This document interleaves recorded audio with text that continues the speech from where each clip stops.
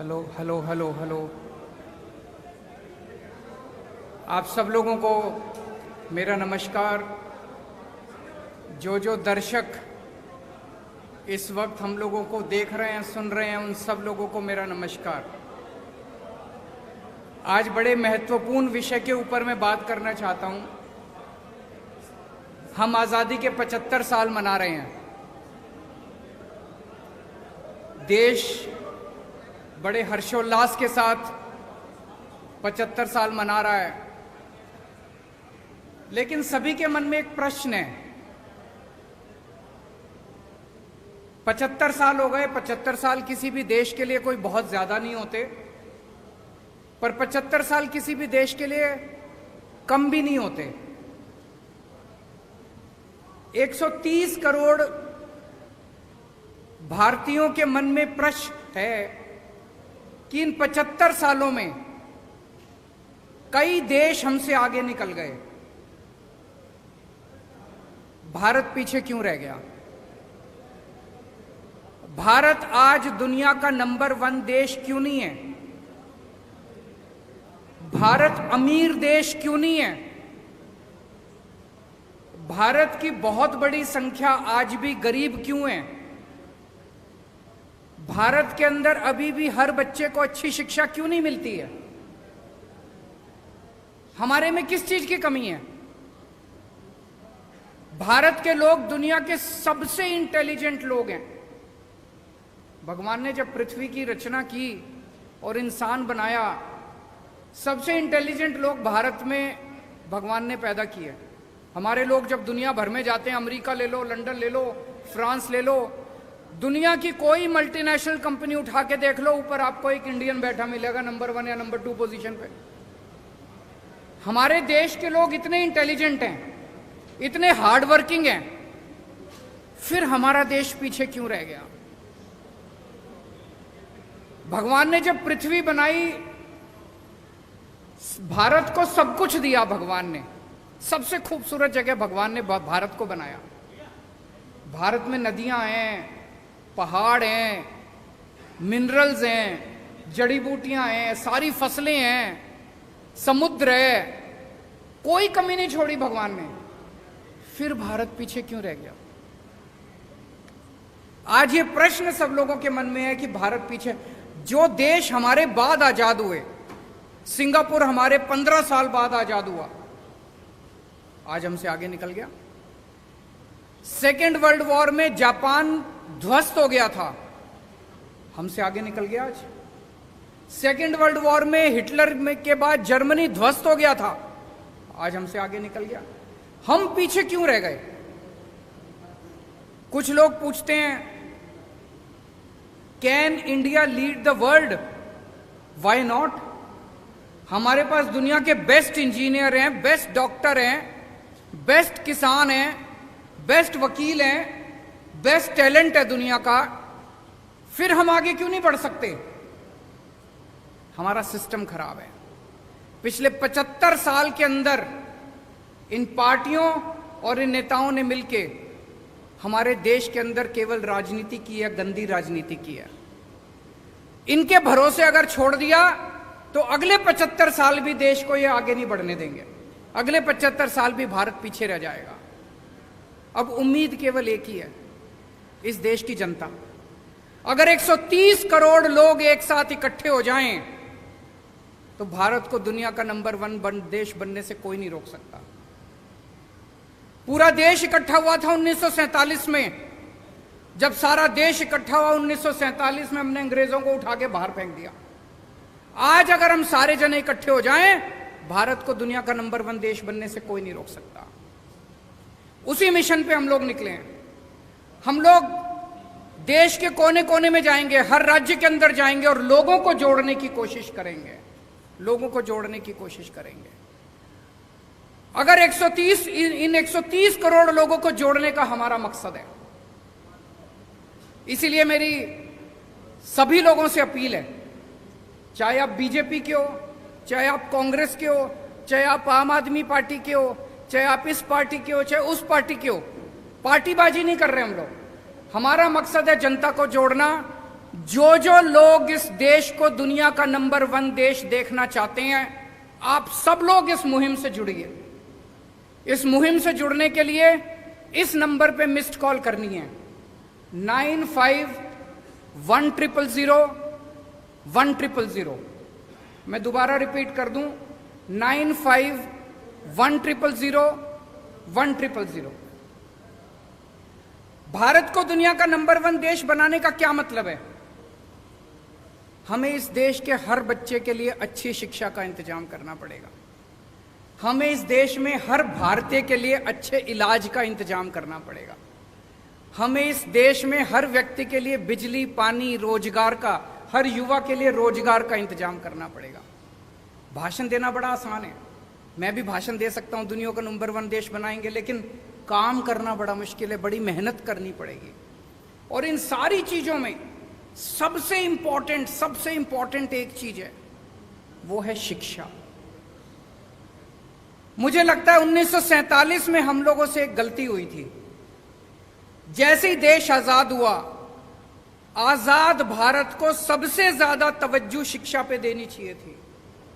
1947 में ही हमें mission mode में, वॉर मोड में, हर गांव के अंदर, हर मोहल्ले के अंदर अच्छे सरकारी स्कूल, फ्री शिक्षा, शानदार शिक्षा का इंतजाम करना चाहिए। लेकिन दुख की बात यह है कि आजादी के वक्त भी नहीं किया, और अब 75 साल के अंदर भी हमने शिक्षा के ऊपर उतनी तवज्जो नहीं दी। लेकिन अब और इंतजार नहीं कर सकता भारत। अब हमें वॉर मोड में पूरे देश के अंदर अच्छी और फ्री शिक्षा का इंतजाम करना है। मैंने आज ही चिट्ठी लिखी है प्रधानमंत्री जी को। प्रधानमंत्री जी ने अभी 5 सितंबर को ऐलान किया कि 14,500 स्कूलों को केंद्र सरकार पूरे देश में अपग्रेड करेगी। बहुत अच्छी बात है, हम बधाई देते हैं उनको। लेकिन देश में 10 लाख, 10.5 लाख सरकारी स्कूल हैं। अगर 14,500 स्कूलों को किया जाएगा तो 100 साल लग जाएंगे सारे सरकारी स्कूलों को ठीक करने में। अब भारत इंतजार नहीं कर सकता। 130 करोड़ लोग बेचैन हो रहे हैं। मेरा उनसे निवेदन है, मैंने आज ही चिट्ठी लिखी है प्रधानमंत्री जी को, कि सारी राज्य सरकारों को एक साथ लीजिए और वॉर मोड में, मिशन मोड में हम अपने 10 लाख सरकारी स्कूलों को 5 साल के अंदर ठीक करके दिखाएंगे। इसका प्लान बनाते हैं। सारे सरकारी स्कूलों को शानदार बनाएंगे। दिल्ली में हमने सरकारी स्कूलों को ठीक किया, पूरे देश के अंदर भी ठीक कर सकते हैं। हम उसके लिए तैयार हैं। जो मदद हमसे चाहिए हम उसको करने के लिए तैयार हैं। दिल्ली में हमने कम पैसे में और बहुत शानदार स्कूल बना दिए। अब पंजाब के अंदर मान साहब सरकारी स्कूलों को ठीक करने में लगे हुए हैं, वहां भी ठीक करेंगे। पूरे देश के अंदर अपने को मिलकर करने हैं। देश में इस टाइम एक गलत ट्रेंड चल रहा है। जैसे हरियाणा के अंदर मौजूदा सरकार ने लगभग 190 सरकारी स्कूल बंद कर दिए।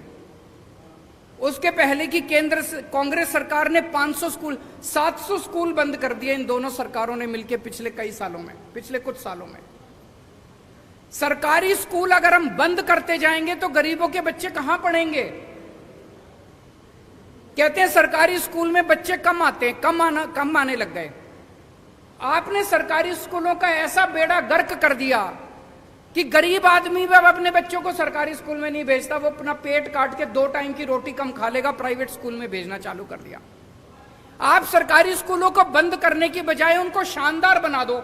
देखो बच्चे आने लग जाएंगे, अमीरों के बच्चे भी आएंगे। दिल्ली में अमीरों के बच्चे भी आ रहे हैं। तो ये सरकारी स्कूलों को बंद करने का जो सिस्टम पूरे देश के अंदर चल रहा है, ये बड़ा डेंजरस है, बहुत डेंजरस है। देश में 27 करोड़ बच्चे रोज स्कूल जाते हैं। इनमें से 18 करोड़ बच्चे सरकारी स्कूलों में जाते हैं। अगर हमने सरकारी स्कूल बंद करने चालू कर दिए, 18 करोड़ गरीब बच्चे कहां जाएंगे? क्या 18 करोड़ बच्चे अनपढ़ रह जाएंगे? अगर 18 करोड़ बच्चे हमारे अनपढ़ रह गए तो देश कैसे तरक्की करेगा? इन 18 करोड़ बच्चे जो 10 लाख सरकारी स्कूलों में पढ़ते हैं, इनके लिए हमें शानदार शिक्षा का इंतजाम करना है। जब तक वो नहीं होगा तब तक बातें बड़ी बड़ी हो सकती है, लेकिन देश आगे नहीं बढ़ सकेगा। अगर आपके कुछ प्रश्न है तो आप बताइए। मैं जानता था जी आप एसवाईएल पे जरूर पूछोगे। मैं पहले 2 मिनट मान साहब को कहूंगा कि वो अपनी बातें रखें, उसके बाद मैं जवाब दूंगा। बहुत बहुत धन्यवाद, शुक्रिया सर। देश के सबसे क्रांतिकारी मुख्यमंत्री अरविंद केजरीवाल जी ने जो बातें की हैं, मुझे नहीं लगता इससे पहले किसी पार्टी ने 70 साल के 75 साल के आज़ादी के समय के दौरान ये बातें उठाई होंगी, क्योंकि उनके मुद्दे धर्म से, नफरत से, इधर उधर की बातों से भरे होते हैं। शिक्षा की बात, स्वास्थ्य की बात, बिजली की बात, इंफ्रास्ट्रक्चर की बात, ये सिर्फ आम आदमी पार्टी करती है। जब छोटे होते थे तो अकेला दूरदर्शन चलता था, तो दूरदर्शन पे एक ऐड आती थी, मिले सुर मेरा तुम्हारा तो सुर बने हमारा। और उसमें पूरे देश के सभी वेशभूषा वाले लोगों को सम्मिलित किया गया था। एक पंजाब से भी था जो ट्रैक्टर पे जाता था, कोई तमिलनाडु से भी था, कोई गुजरात से भी था, कोई बंगाल से भी था। तो पूरे देश का सुर मिलेगा तो एक सुर बनेगा। यही बात आम आदमी पार्टी कह रही है कि अगर 123 करोड़ लोगों का सुर मिल गया एक बार, तो वो सुर जो होगा वो देश को नंबर 1 बना देगा। So make India number 1। Ukraine 25-26 साल पहले आजाद हुआ। हमें तब पता चला जब हमें वहां से बच्चे निकालने पड़े, अपने मेडिकल के स्टूडेंट्स को उनकी जान बचाने के लिए उनको वहां से लाना पड़ा, कि हमारे इतनी तादाद में बच्चे बाहर जा रहे हैं। वो कोई नालायक बच्चे नहीं थे, वो कोई ऐसे बच्चे नहीं थे जिनको यहाँ एडमिशन नहीं मिल सकती। वो 99.9, 99.8, 99.7 वाले बच्चे थे। क्यों जाना पड़ा? यहाँ कोटा सिस्टम है जी, ये चेयरमैन का कोटा है, ये फलां का कोटा है, यहाँ सिफारिश चलती है, यहाँ पैसे चलते हैं। तो पेरेंट्स सोचते हैं जो काम 30 लाख में यूक्रेन में होता है वो यहाँ 3 करोड़ में होता है। तो 25 साल पहले आजाद हुआ देश हमसे ज्यादा मेडिकल इंफ्रास्ट्रक्चर में हमसे ऊपर चला गया। हम क्या करते रह गए? हम तो नारे लगाते रह गए, हम एक दूसरे को कोसते रह गए, एक दूसरे की निंदा करते रह गए। तो देश तभी बढ़ेगा जब सब ऊपर होंगे, देश तभी आगे बढ़ेगा जब सबका सुर मिलेगा। ये पोलराइजेशन, ये नफरत की राजनीति देश को आगे नहीं लेके जा सकती। पंजाब अनाज में देश को आत्मनिर्भर करने वाला स्टेट है। पंजाब के नौजवान आज भी चाइना पाकिस्तान बॉर्डर पर सीना ताने खड़े हैं। पंजाब माना गया है न्यू आइडियाज के लिए, नए इनकलाब्स के लिए। दिल्ली में इन्होंने जो शिक्षा की क्रांति लाई अरविंद केजरीवाल जी ने, स्वास्थ्य में क्रांति लाई, मोहल्ला क्लिनिक, हमने 100 मोहल्ला क्लिनिक, अभी 6 महीने हुए नहीं है हमारी सरकार को बने हुए पंजाब में, 100 मोहल्ला क्लिनिक खुल गए। जून जुलाई से बिजली के बिल जो है 0 आने लगे। सेना में जो जवान फर्ज निभाते हुए अपनी जान कुर्बान करता है, 1 करोड़ रुपया उसको मिलता है। विधायकों को 1 बार की पेंशन ही मिलेगी। 1 बार विधायक बने तो बार 5 बार विधायक बने तो बार पेंशन नहीं मिलेगी, 1 बार मिलेगी। अभी हम आने वाले दिनों में ई गवर्नेंस ला रहे हैं। गिरदावरी रजिस्ट्री फर्द आपके लैपटॉप में, आरसी गाड़ियों की आपके लैपटॉप में, इंडस्ट्री के लिए सिंगल विंडो, विंडो पहले भी सिंगल होती थी, इससे पहले वाली सरकारों में भी सिंगल विंडो होती थी, लेकिन हर अफसर की अपनी अपनी विंडो होती थी। इससे पहले जो भी इंडस्ट्री वाले आते थे वो पंजाब से एमओयू करने नहीं आते थे, वो एक परिवार से एमओयू करने आते थे। अब जब वो इंडस्ट्री वाले आते हैं तो पंजाब के साथ हस्ताक्षर करने आते हैं। पंजाब में बड़ी बड़ी कंपनियां आ रही हैं, नौजवान युवाओं को रोजगार मिलेगा। वही नौजवान जो आइलेट्स करके या कोई और तरीके से विदेश जा रहा है, ब्रेन ड्रेन हो रहा है, वो देश में रहेंगे। आपको एक हैरानीजनक बात बता देता हूं जो मुझे पिछले दिनों इन्वेस्ट पंजाब के एक सम्मेलन के दौरान पता चली। जोमैटो, आजकल उसके बिना हम खाना नहीं खाते, अगर वो देके जाएंगे तो ही खाएंगे। जोमैटो का जो चलाने वाला, जिसने जोमैटो शुरू किया, आइडिया किया, वो फरीदकोट से है। ओला का जो मालिक है वो सानेवाल से है। फ्लिपकार्ट पंजाबी का है। हमारे पास आइडियाज बहुत हैं, लेकिन उन आइडियाज को इंप्लीमेंट करने के लिए प्लेटफॉर्म चाहिए, तो वो प्लेटफॉर्म आम आदमी पार्टी दे रही है। आम आदमी पार्टी ऐसे प्लेटफॉर्म भी दे रही है कि छोटे छोटे घरों के नौजवान लड़के लड़कियों को एमएलए की और एमपी की टिकटें भी मिल रही हैं। तो आम आदमी पार्टी आज देश को नंबर 1 बनाने के लिए जो भी बनता अफसर होगा, कोई ऐसी कमी नहीं छोड़ेगी आम आदमी पार्टी कि देश को नंबर 1 बनाने में कोई दिक्कत रह जाए। क्योंकि जैसा कि अरविंद केजरीवाल जी ने कहा है कि देश तभी आगे बढ़ सकता है जब सब आगे बढ़ेंगे। ऐसे बातें करने से या कोई भाषण देने से या जुमले सुनाने से देश आगे नहीं बढ़ेगा। देश इसलिए आगे बढ़ेगा कि जब आप सब लोग साथ दोगे और भारत में कोई कमी नहीं छोड़ी। जैसा कि अरविंद जी ने कहा, भगवान ने सब कुछ दिया है, बस सच्ची नीयत वाले लोग जो देश को चलाएं उनकी थोड़ी कमी है। अगर सच्ची नीयत वाली सरकार आ जाए तो सब कुछ हो सकता है।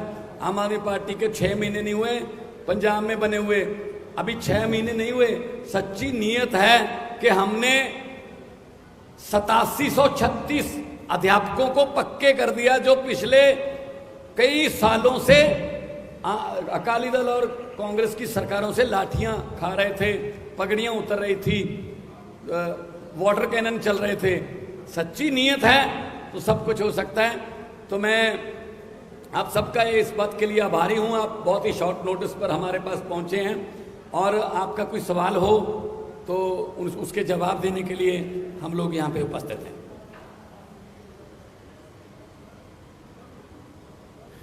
अभी हमारे मीडिया के एक साथी ने एसवाईएल के बारे में पूछा कि एसवाईएल पे हमारा क्या स्टैंड है।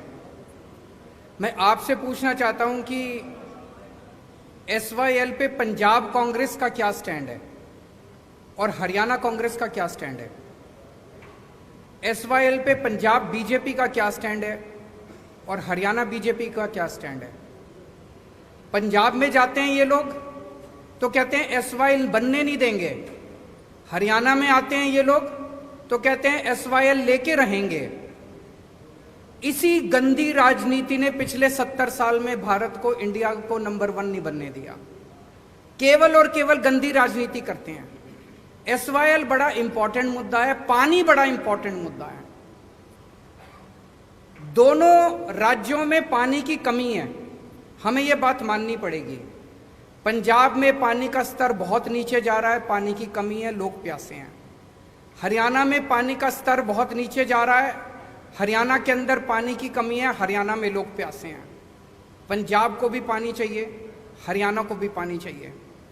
केंद्र सरकार की जिम्मेदारी है कि वो इंटरवीन करके हरियाणा के लिए भी पानी का इंतजाम करे और पंजाब के लिए भी पानी का इंतजाम करे।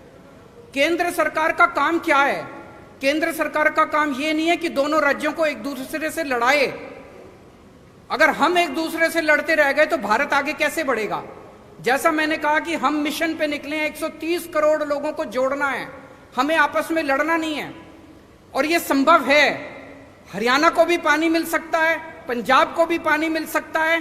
केंद्र सरकार को जिम्मेदारी लेनी पड़ेगी। मैं प्रधानमंत्री जी से अपील करता हूं कि पंजाब के लिए भी पर्याप्त पानी का इंतजाम करें, हरियाणा के लिए भी पर्याप्त पानी का इंतजाम करें, और अगर उनके पास समाधान नहीं है मेरे को बुला लें, मैं उनको समाधान बता दूंगा, लेकिन बैठ के इसका समाधान करना पड़ेगा। ये स्टैंड लेने से, पंजाब में जाओ तो एक स्टैंड ले लो, हरियाणा में जाओ दूसरा स्टैंड ले लो, ये स्टैंड की राजनीति ने पूरा गड़बड़ कर दिया। और कोई प्रश्न? समाधान बताएंगे जी, प्रधानमंत्री को समाधान निकालना चाहिए। अगर उनके पास समाधान नहीं है मुझे चाय पे बुला ले, मैं समाधान दूंगा उनको। प्रेस कॉन्फ्रेंस के अंदर समाधान नहीं निकलते इन जटिल समस्याओं के। आपको मीटिंग के लिए बुलाया गया है एसवाईएल में। पहला सवाल तो ये कि आप उस मीटिंग में जाओगे। दूसरा सवाल मेरा ये है कि पंजाब के कर्मचारियों को इस महीने की अभी तक तनख्वाह नहीं मिली, करीब एक हफ्ता ऊपर जा चुका है जब उनको तनख्वाह उनकी मिल जाती है। आपका पहला सवाल है, अगर हरियाणा के मुख्यमंत्री और पंजाब के मुख्यमंत्री की कोई मीटिंग केंद्र सरकार की, जो कहते हैं कि केंद्र सरकार ने कहा है कि दोनों मीटिंग कर लें, हम मिलने को तैयार हैं, मुझे मिलने में कोई हर्ज नहीं है। लेकिन जैसा कि अरविंद जी ने कहा, केंद्र सरकार का ये फर्ज बनता है कि वो इस समस्या का समाधान करे, ना कि दोनों को मीटिंग में बिठाकर उसके बाद बाहर आकर अपने अपने वक्तव्य देने के लिए उनको छोड़ दें। तो मैं Punjab as a head of the state in Punjab, मैं जाने के लिए तैयार हूं। मुख्यमंत्री साहब हरियाणा के आए, बातचीत करेंगे, लेकिन कम से कम केंद्र सरकार जो है वो बाकी कामों के लिए राज्यों पर बहुत कुछ थोपती है। आप ये नहीं कर सकते, जीएसटी ये नहीं कर सकते, आप ये नहीं कर सकते, ये नहीं कर सकते। तो केंद्र सरकार जो है वो पंजाब का पानी पूरा कर दे पंजाब के पास, और हरियाणा का पानी भी पूरा कर दे। हरियाणा में भी जैसा कहा कि दोनों भाई हैं छोटे, हरियाणा छोटा भाई है, पंजाब बड़ा भाई है। तो हमें लड़ाने की बजाय वो समाधान निकालें।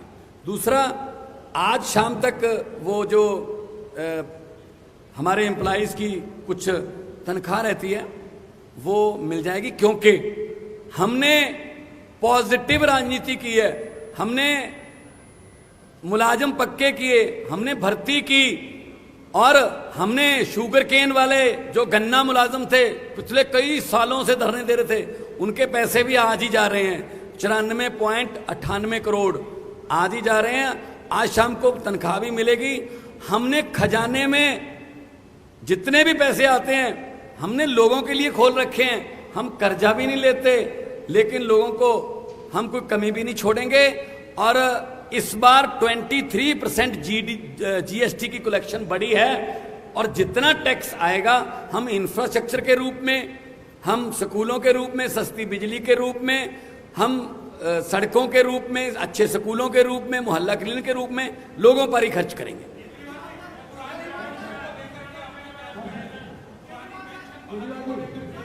पुरानी पेंशन बहाल होनी चाहिए। जो, एक मिनट, उनसे उनका सवाल वो ले लेते हैं। जो नई पेंशन स्कीम है ये कर्मचारी, सरकारी कर्मचारियों के साथ बहुत बड़ा धोखा है। पुरानी पेंशन स्कीम लागू होनी चाहिए। केंद्र सरकार ने एक तरह से पूरे देश के ऊपर नई पेंशन स्कीम थोपी थी।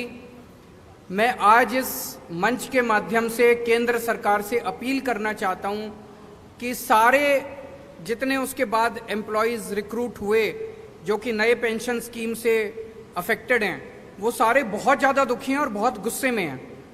इसीलिए उनके हित के लिए लोग सरकारी नौकरी में क्यों आते थे कि भाई रिटायरमेंट के बाद पेंशन मिल जाएगी, ज़िंदगी भर सिक्योर हो जाती है। अब वो पेंशन ही नहीं मिलती, किसी को कुछ 100 रुपये को कुछ मिल रहे हैं, किसी को कुछ। तो मेरी केंद्र सरकार से गुजारिश है कि पुरानी पेंशन स्कीम को दोबारा बहाल किया जाए। जरूर करेंगे।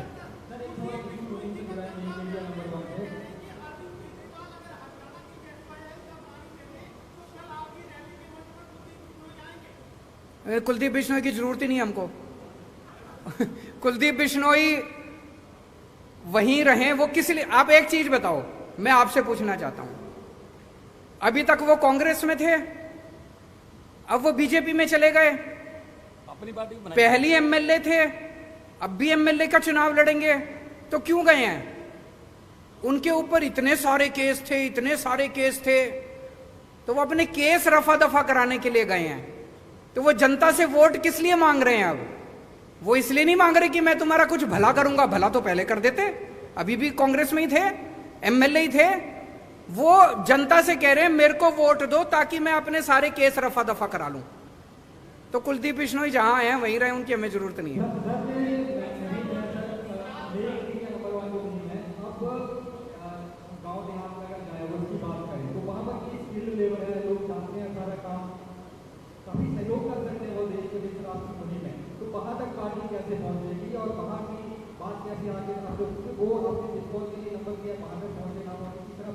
बहुत अच्छा आपका प्रश्न है। इसमें युवाओं को बहुत बड़ी भूमिका अपनानी पड़ेगी। जिस दिन युवा इकट्ठे हो जाते हैं उस दिन किसी भी देश के अंदर क्रांति आ जाती है। इसलिए मैंने एक नंबर जारी किया है। इस नंबर के ऊपर मैंने अभी 10-15 दिन पहले किया था, लाखों लोग ऑलरेडी जुड़ चुके हैं। कई लाख लोग इससे जुड़ेंगे, वो वॉलंटियर्स बनेंगे, वो अपने अपने मोहल्ले और अपने अपने गांव की जिम्मेदारी लेंगे। जब पूरा देश इकट्ठा हो जाएगा तो ये 130 करोड़ लोगों की ताकत बनेगी। जब 130 करोड़ लोग कहेंगे कि हमारे जो स्कूल खोलो, किसी सरकार की हिम्मत नहीं है जो स्कूल ना खोले। इनको अपनी अभी 75 साल में केवल गंदी राजनीति हुई है, काम नहीं हुए। अब काम करने पड़ेंगे। जिस दिन देश के लोग इकट्ठे हो गए, खड़े हो गए, लोगों को काम करने पड़ेंगे। Thank you so much.